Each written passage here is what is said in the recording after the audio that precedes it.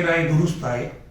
ये लंबे समय से मांग चल रही थी कि 18 साल से ऊपर के लोग भी इन्फेक्टेड हो रहे हैं, उनको भी वैक्सीनेट किया जाना ज़रूरी है।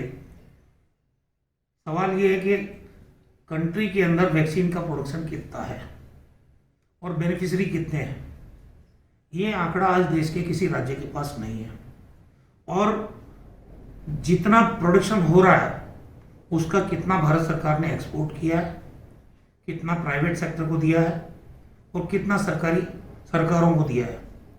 ये ट्रांसपेरेंट मैनर में काम अभी तक हमें पता नहीं है कौन से स्टेट को कितना वैक्सीन, क्योंकि पहले हेल्थ केयर वर्कर्स के लिए, फिर फ्रंट लाइन वर्कर्स के लिए, फिर 60 साल से ऊपर के लोगों के लिए, फिर 45 से 59 साल के कोमोर्बिड लोगों को, और उसके बाद 45 साल से ऊपर के लोग। राजस्थान में जो 2011 की जनगणना है उसके मुताबिक 45 साल से ऊपर के लोग, जो हमारे पास फिगर आया है 2 करोड़ 9 लाख है, उनको वैक्सीनेट किए जाने की जिम्मेदारी भारत सरकार ने ली थी।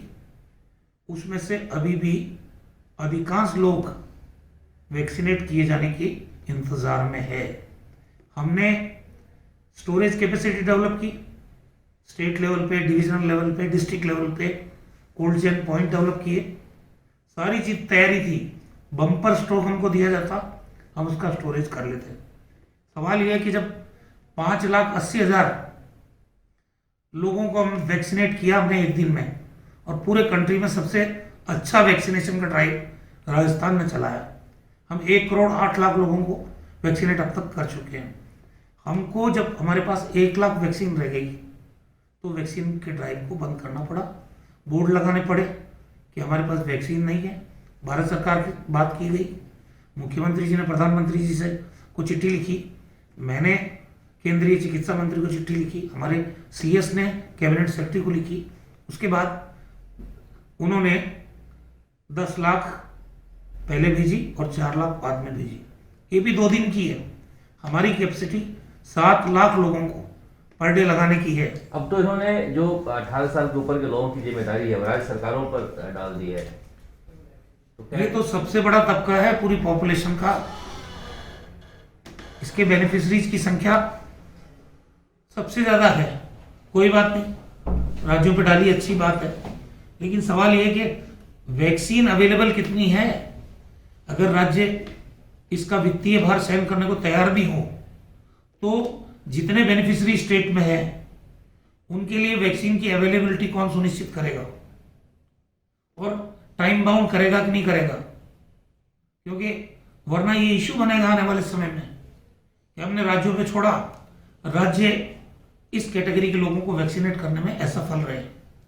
तो ये सब डिपेंड करता है इस अनाउंसमेंट की सफलता कि राज्यों को वहां जो इस कैटेगरी के बेनिफिशरी है उनकी संख्या के मुताबिक वैक्सीन अवेलेबल करना, इसको इंश्योर करना, ये भारत सरकार की जिम्मेदारी चीज है। हमारे पास पर्याप्त ऑक्सीजन मिले हमको। दूसरी चीज, जो इंजेक्शंस हैं रेमडेसिविर, टोसिलिजुमैब या और दवाइयाँ, वो हमको पर्याप्त मात्रा में रिक्वायरमेंट के हिसाब से मिले। और थर्ड चीज है वैक्सीनेशन का जो ड्राइव है उसकी गति को हम तेज करें। हमारे पास तैयारियां हैं, वैक्सीन सप्लाई करने का काम भारत सरकार के हाथ में है। ऑक्सीजन की समस्या क्या हो रही है? ऑक्सीजन में जितने भी मेडिकल ऑक्सीजन के प्लांट्स लगे हैं देश के अंदर, उनको भारत सरकार ने अपने अधीन में ले लिया और डिस्ट्रीब्यूशन का काम भी उन्होंने तय करना शुरू कर दिया। जैसे हमारे भिवाड़ी में आईएमएक्स प्लांट है जो करीब 120 MT ऑक्सीजन, मेडिकल ऑक्सीजन उसका प्रोडक्शन है। अब हमें उसमें से एलोकेट किया 65 MT। आज जितने मरीज 76,600 एक्टिव केसेस राजस्थान में है, और जो भर्ती मरीज हैं उनको अगर उनकी कंडीशन के मुताबिक हम प्रॉपर ऑक्सीजन दें तो हमें 136 मैट्रिक टन ऑक्सीजन की जरूरत है।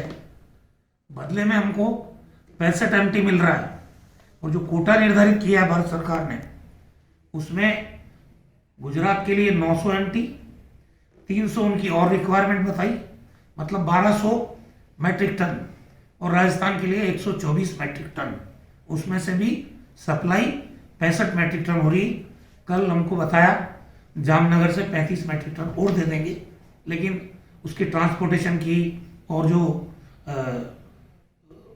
जिससे लाया जाएगा वैक्सीन को, वो ट्रांसपोर्टेशन अवेलेबल है कि नहीं है, ये सवालिया निशान अभी है उस पर। राजस्थान कोविड मैनेजमेंट में पहले भी आगे रहा है, इस बार भी सबसे पहले 15 दिन का कर्फ्यू आप लोगों ने लगाया, तो क्या लगता है कि इससे कोरोना काबू में आ जाएगा या फिर पहले से स्थितियां हो जाएंगी, लोग घर जाने के लिए भागने लगेंगे? जिस तरह से पॉजिटिव केसेस का आंकड़ा बढ़ रहा है, जिस तरह से मृत्यु का आंकड़ा बढ़ रहा है, ये हमारे लिए चिंता की बात है। हम रोल मॉडल रहे हैं कोरोना प्रबंधन में, हम रोल मॉडल रहे हैं वैक्सीनेशन में, और अब की बार भी हमारी पूरी तैयारी है। अगर हमें रिक्वायरमेंट के हिसाब से ऑक्सीजन मिल जाएगी, रेमडेसिविर टोसिलिजुमेब मिल जाएगा, और आवश्यकता के हिसाब से वैक्सीन मिल जाएगी, तो हमारा संकल्प है कि हम राजस्थान अभी भी नंबर 1 रहेगा कोरोना के प्रबंधन में। राजस्थान में बेड की स्थिति क्या है? बेड हमारे पास पर्याप्त है, बेड जितने चाहे उतने हम डेवलप कर लेंगे। कोविड केयर सेंटर बनाने के लिए पूरे जिला कलेक्टर्स को डायरेक्शन जारी कर दी गए। पिछली बार भी हमारे पास 1 लाख बेड थे, अब 2 लाख 3 लाख भी जरूरत पड़ेगी तो वो हम पैदा डेवलप कर लेंगे। लेकिन बेड के साथ ऑक्सीजन की जरूरत है। इस महामारी में ऑक्सीजन ही लाइफ सेविंग का काम करती है। या तो वैक्सीन प्रोटेक्शन करती है, या इंजेक्शंस करते हैं, या ऑक्सीजन। सबसे ज़्यादा जरूरत ऑक्सीजन की है।